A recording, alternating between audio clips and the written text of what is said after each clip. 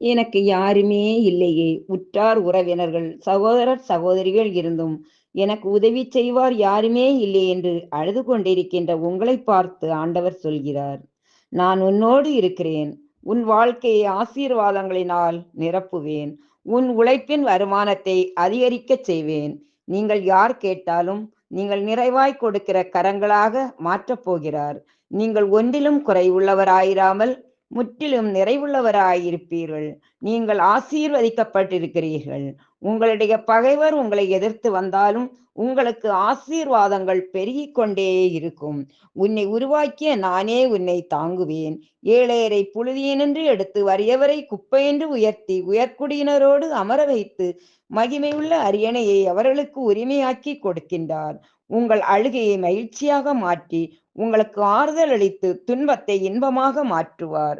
ஆமேன்.